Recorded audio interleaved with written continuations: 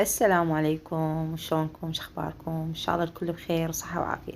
حبيت اشارككم هذا الروتين للصلاة على محمد وآل محمد. اللهم صل على محمد وآل محمد.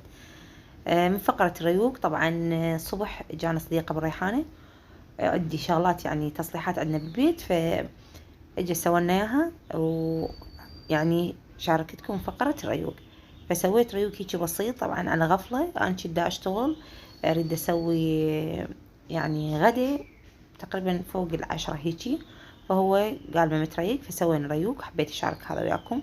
فجيت بعدني مخبوص المطبخ وهوسه، فدا اعزل، ومثل ما قلت لكم حبيت اشارك هذا الروتين الحلو وياكم. اول شي خدرت الشاي، شاي ابو الهيل العراقي قاعد الراس. دائما العراقي ما اعرف ليش يحبون الشاي. عموما بنات، هاي الوزن الشاي جبته. دائما تسألوني شنو نوعية الشاي اسويها مريحانة، دائما تمدحين شايك او انت تقولين لي يجون يحب شاينا. فعلا بنات، انا اجيب شاي وزن واخلطه، هذا الحبيبات الناعم دائما اشوف لكم اياها، واخلطه. يعني هو شاي وزن واخلطه، احط وياه هيل، او اخلي وياه دارسين، بس ما اخلطهم سوية، لا الهيل واحد دارسين واحد.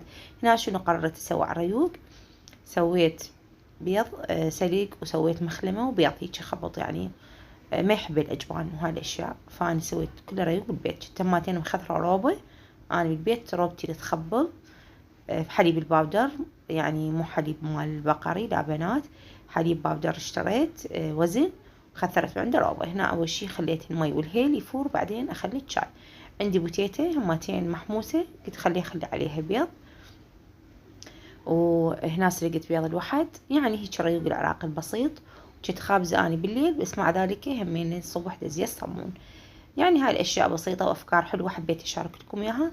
ونصلي على محمد وآل محمد بنات، ونقول اللهم صل على محمد وآل محمد طيبين الطاهرين. هنا انا كنت اسوي قهوة، يعني انا مسوي لين تعرفون من اخلص يعني الضحى هيك اسوي مرات قهوة قاعد راسي بيها. فهو قال لي شنو هالريحة قهوة فايحة بالبيت؟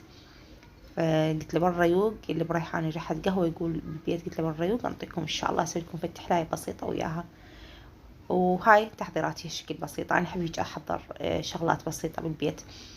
ودائما يعني شوف، اهم شي تعتنين بالاكل وترتبي. طبعا شنو البهذة اللي راح اقول لكم عليها؟ مي ما عندي، صار 3 ايام مي مقطوع، فسحبنا مي هسه جديد، فهو خطيج سحبنا اياه. هاي دا اشوفكم الجلاد، مو اخلي القبض مرات مال الجدر وما بيده، فمن اجهزه او اخره مشلوع الجلاد. وهنا سويت مخلمة بوتيتا وبيض، وخليت لها شوية بهارات مال المخلمة تخبل بنات. وهاي زلاطة وبيض سليق وبيض وخير من الله وروبة. أشياء بسيطة وطيبة وسهلة، وتبيض الوجه هيك يصير ريوق معدلة. وأهم شي البصل والريوق ويا البيض يعني كلها تحبه. أنا كنت ما مسوية طرشي، عندي عنبة مال بيت هماتين انطيتهم إياه ما نسويها. هنا أشوف الشاي لونه شلونه خفيف، أو بعد يحتاج لي، حسيته بعد يحتاج لي، خليت له شوية طبخة مال الشاي وخليته على النار تهدى على كيفه. وبعدين حتى اشوف شكله والريحة ما اوصف لكم مال الشاي بنات، خرافي. هاي تحضيرات بسيطة كنت مسويتها على الريوق. بحكي لكم قصة المي بنات. صار يعني من نهاية رمضان لحد هسه متبهدلة بالمي. احنا مينا كان مشترك ويا عيالي، بس شنو المي صاير ضعيف، يصعد التانكي، واني المطبخ مالتي على تانكي يعني مو على مي الإسالة، على التانكي. فيصعد للتانكي مالتهم الكبير، يعني لما يجيني ينقطع مي ماكو. فهسه يجي خطية هو هذا الصديق ابو الباري، فسوالنا ماطور لوحدنا والحمد لله والشكر رب العالمين. فهو خطية يجي يعني ما كلفنا شي. يعني عندي ماطور يعني، بس مجرد جاي سوالنا اياه اسس لنا بور إله، والحمد لله والشكر رب العالمين. ما احكي لكم على الفوضى بالمطبخ الهوسي. هاي قبل بيوم انا كنت مسويه كنافه بس خلصت، وبقت عندي كنافه بالمجمده، جيت على السريع سويتها. حطيت شعريه مال، فخليت الشعريه مال كنافه قطعتها كلش ناعم، وضفت عليه خاشوقتين شكر وثلاث خواشيق زيت او دهن براحتك. شير انا هم سويتها يعني مسبقا. خدرت لهم قهوه هيل، اخلي مي يغلي وبعدين اضيف عليه القهوه. اشوفكم هالقهوه العربيه. هنا ما سويت صلصه مال كنافه، انما عندي جبن خليت الجبن مباشره. عندي جبن طعمه يعني ما بملوحه شويه فاهي، فخليته صار خرافي خرافي. طبعا هنا انا اعطيتهم الصينية نسيت اصورها، مستعجلين لان الولد يريد يروح.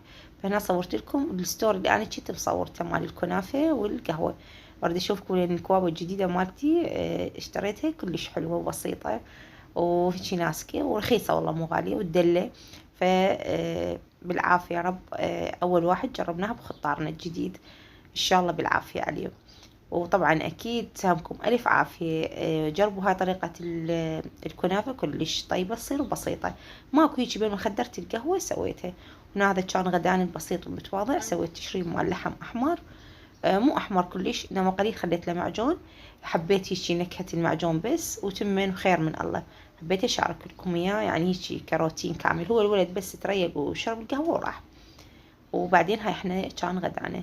هنا هاي الكنافة بنات سويتها يعني قبل يوم، اريد اقول لكم عليها. هواي سألتم ذاك يوم نزلت الكنافة ونزلتها، طبعا انا بالفيديو سألتيني شلون تسويها. تقولين سريعة وبسيطة. دا اشوفكم بالكوابة مالتي اشتريتها جديد. قولوا لي اكتبوا لي بالعافية بالكومنتات بنات. الشاقة وياكم. المهم بنات شعرية يعني اشتريها جاهزة، هي الشعرية ملونة ما احط لها يعني صبغة ولا الوان. اخلي لها فد خاشوقتين شكر ودهن اطيب او زبد او زيت، بس اذا دهن طيب فد خاشوقتين دهن وخاشوقتين شكر اخلطهم سوية. واخلي عليها الصلصة عبارة عن خاشوقتين نشا، خاشوقتين شكر، خاشوقتين حليب، كوبين مي، اخلطهم. بعدين اضيف لهم جلاس جيمر ابو 500، واخلي هاي الطبقة اللي اسويها فوق الكنافة اخليها بالمجمدة او بالثلاجة مدة ربع ساعة. بعدين اخلي الطبقة الثانية واشويها بالفرن تستوي. انا شفته قبل من اجاني هذا الولد، لا سويتها بالقلاية على السريع، سويتها طبقة كلش خفيفة بس جبن ضفت لها. وبعدين اضيف فوقها اي شي تحبين مكسرات او شي. والشيرة اسويها عبارة عن قلاصين شكر، قلاص ونص مي، عصرة ليمون كاملة، او رشة ربع خاشوقة شاي حامض ليمندوزي، 3 حبات الى 4 حبات هيل، 10 دقائق تغلي واطفيها. لازم شوي تصير ثخينة مو خفيفة. هاي القهوة مالتين بنات شلون اسويها. فور مي وهيل، لكل فنجان اخلي كوب خاشوقة كوب قهوة، الفنجانين خاشوقة اكل مليانة يعني. اذا تحبيها وسط، اذا تحبيها ثخينة لا سوي خاشوقة ونص. وهذا يعني شكلها النهائي، وهاي تجربتي إلها، وهاي وصفتي اليوم حبيت انزل لكم اياها. ان شاء الله استفاديتوا. لا تنسون اللايك واشتركوا بقناتي الجديدة راح اثبتها باول تعليق. في امان الله.